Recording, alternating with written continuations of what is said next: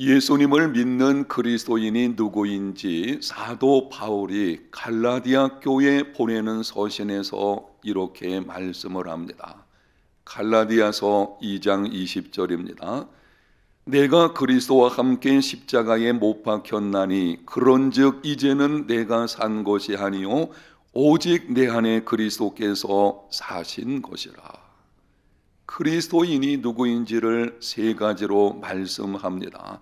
첫 번째는 내가 그리스도와 함께 십자가에 못 박혔나니, 그리스도인은 그리스도와 함께 십자가에 못 박힌 자입니다. 내 자아, 내 욕망, 내 권리가 십자가에 못 박힌 사람, 그 사람이 예수 믿는 사람들입니다.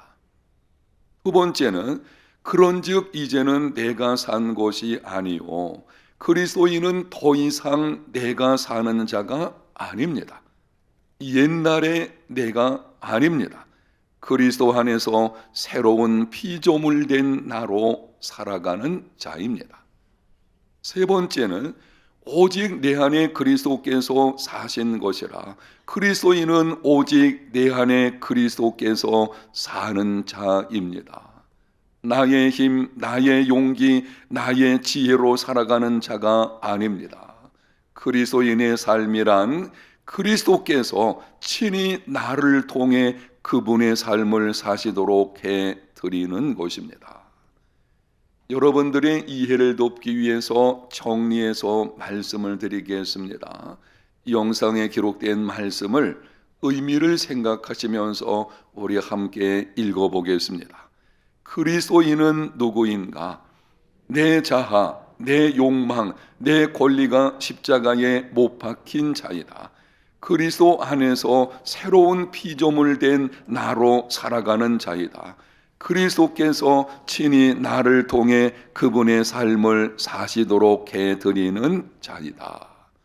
여러분, 그런데 현실을 보게 되면 여전히 내 자아, 내 욕망, 내 정욕, 내 권리가 끊임없이 살아 움직이고 있습니다.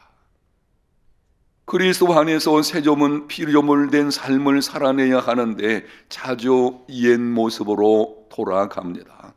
그리스도께서 친히 나를 통해 그분의 삶을 사시도록 해야 하는데 내 마음과 삶의 중심에 내가 앉아서 모든 것을 내가 원하는 대로 행합니다. 이렇게 영적으로 방황하다 보게 되면 미성숙한 그리스도인, 영향력 없는 그리스도인이 되어버립니다.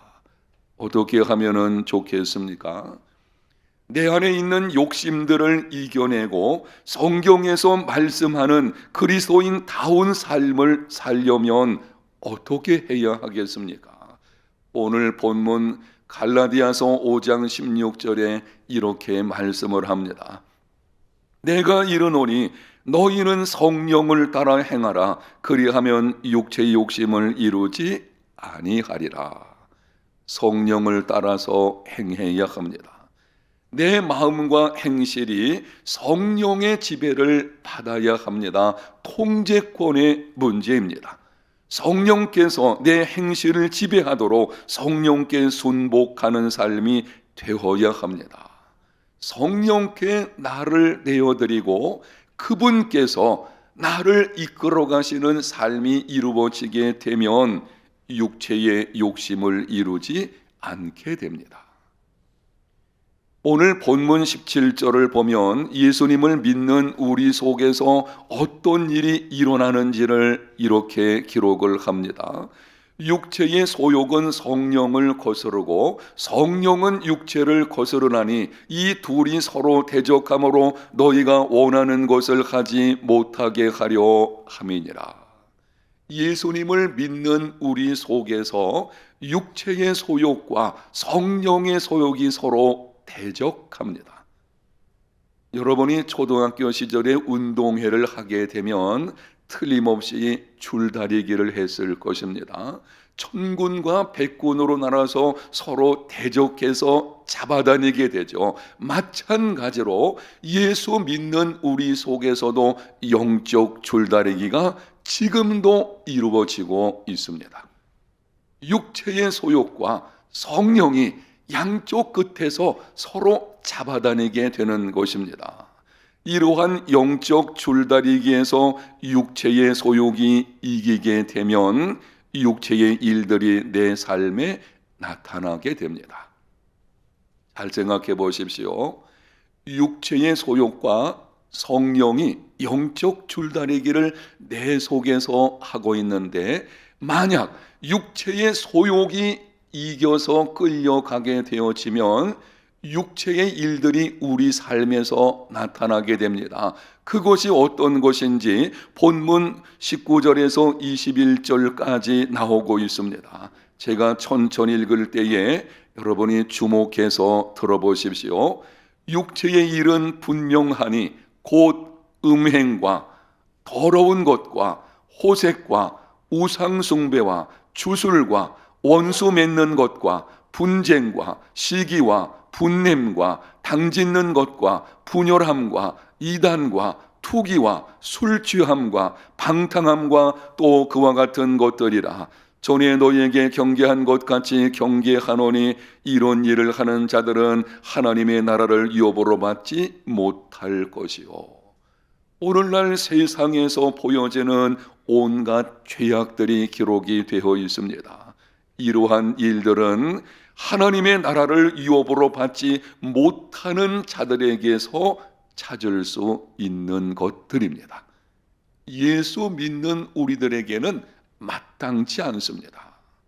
그러나 영적 줄다리기에서 성령이 이기면 성령의 9가지 열매가 맺혀지게 됩니다. 우리 속에는 끊임없이 이 두 개가 갈등을 하고 있어요. 아마 지금도 여러분의 삶에서 우리 모두 마찬가지죠. 육체의 소욕과 성령께서 대적해서 갈등하는 이런 일들이 이루어지고 있는데, 성령께서 이기게 되면 본문 22절과 23절입니다. 오직 성령의 열매는 사랑과 희락과 화평과 오래 참음과 자비와 양선과 충성과 온유와 절제니 이 같은 것을 금지할 법이 없느니라. 오직 성령의 열매는, 이 말씀은 여기 기록되어 있는 열매들은 성령께서 맺혀지게 하는 것들입니다.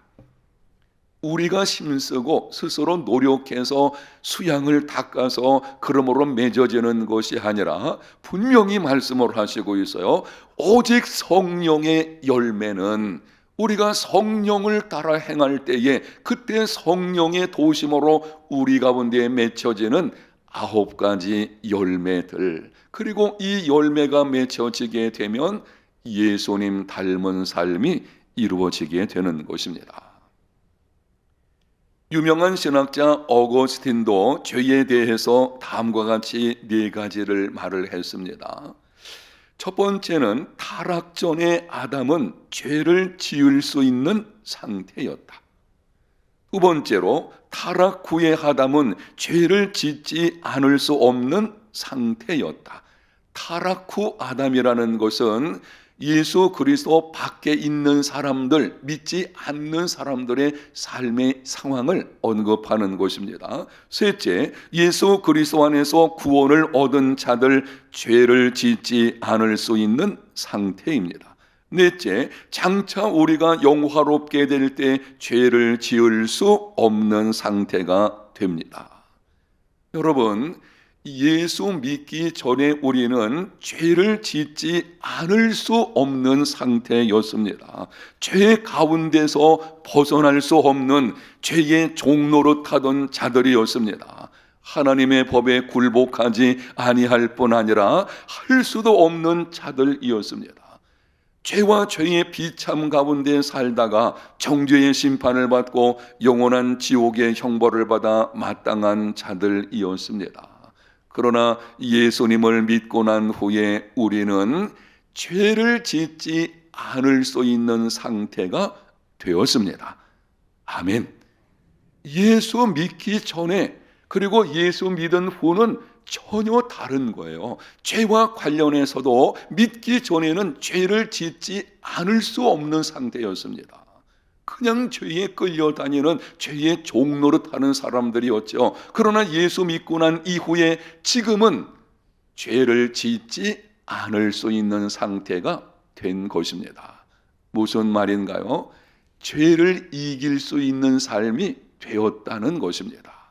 어떻게 그런 삶이 우리에게 이루어지게 된 것입니까? 로마서 8장 3절과 4절에 이렇게 바울이 기록을 합니다.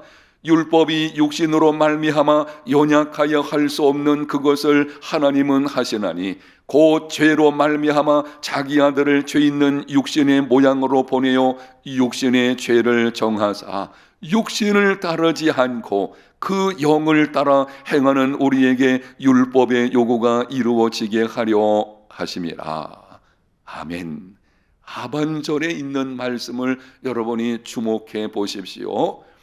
육신의 죄를 정하사, 그 다음에 육신을 따르지 않고 그 영을 따라 행하는 우리에게, 누구를 따라 행하는? 그 영을 따라 행하는, 성령을 따라 행하는 우리에게 율법의 요구가 이루어지게 하려 하심이니라. 질문합니다. 새벽 시간이지만 여러분이 대답해 보십시오. 어느 때에 율법의 요구가 이루어진다고 말씀합니까? 그 영을 따라 행할 때에, 성령을 따라 행할 때에 율법의 요구가 이루어지고 거룩한 삶이 이루어지게 되는 것입니다. 예수 믿는다는 것은 성령께서 우리 안에 들어오셨다는 것입니다. 예수 그리스도를 구세주와 주님으로 영접하고 그분을 믿는다는 것은 성령으로 말미암아 되어지는 것인 줄로 믿습니다. 우리 안에 성령께서 들어오셔서 그분을 따라 행함으로 말미암아 우리는 죄를 짓지 않을 수 있는 사람이 되어진 것입니다. 성령을 따라 행하게 되면 죄를 이기는 삶이 이루어지게 됩니다. 한 번은 예수님께서 베드로에게 말씀을 하셨습니다. 나의 가는 곳을 지금은 따라올 수 없지만 후에는 따라오게 될 것이다. 그 말을 듣고 베드로가 조금 기분이 상했는지는 모르지만 장담했습니다. 주님, 지금이라도 내가 주님을 위해서 목숨을 버리겠습니다. 그때 예수님께서 말씀하셨습니다. 진실로 내게 이르노니 오늘 밤 닭 울기 전에 내가 3번 나를 부인하리라. 말씀대로 베드로는 3번 예수님을 부인했습니다. 여러분, 예수님을 따르는 삶은 우리의 힘으로 되지 않습니다. 예수님 믿고 그분을 따르는 삶, 내 노력으로 나의 지혜로 되는 것이 아닙니다.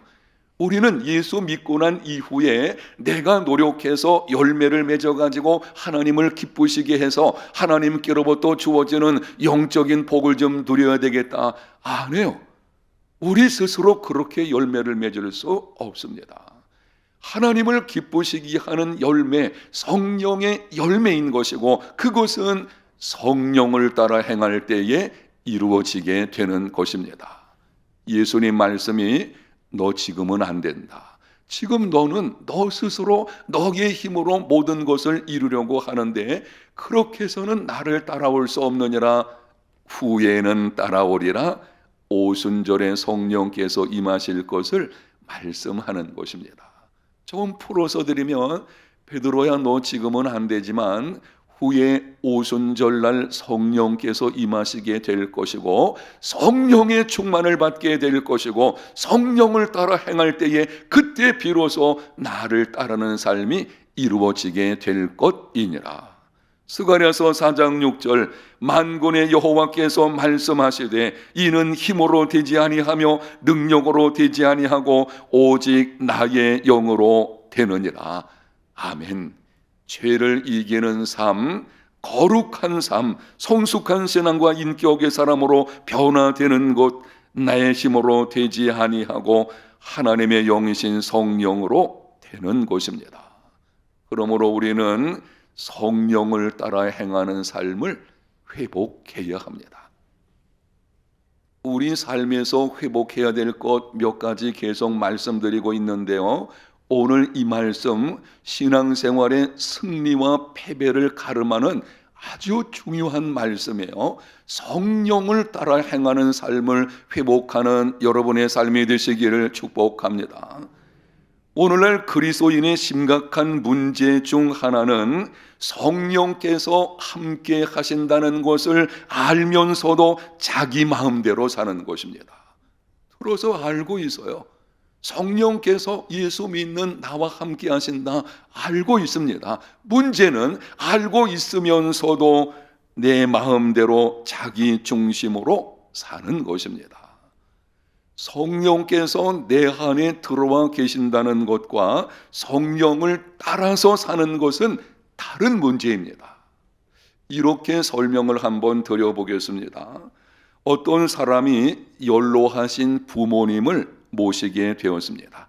그런데 부모님을 뒷방에다가 모셔놓고는 아무런 대화도 하지 않고 가정에 무슨 일이 있을 때에 의논도 하지 않고 그저 삼시세끼 음식만 드린다고 하면 부모님을 가족 일원으로 여긴다고 할 수 없을 것입니다.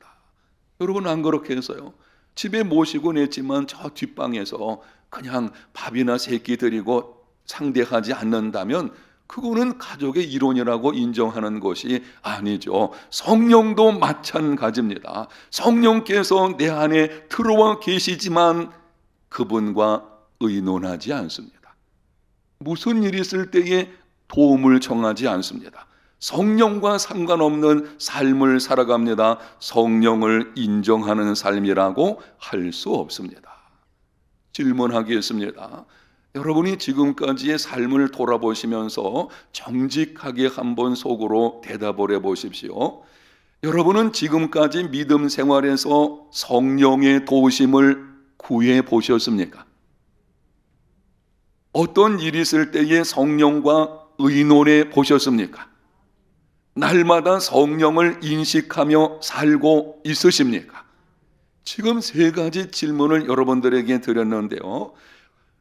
성령의 도우심을 구하는 것, 그분을 인정하고 그분과 의논하고 또 그분과 함께 살아가는 이 삶이 이루어져야 되는데 우리는 내 마음대로 살다가 어려운 일이 있을 때만 그때서 달려가서 나를 좀 도와주세요. 이런 이상한 그리스도인의 삶이 되고 있는 것입니다.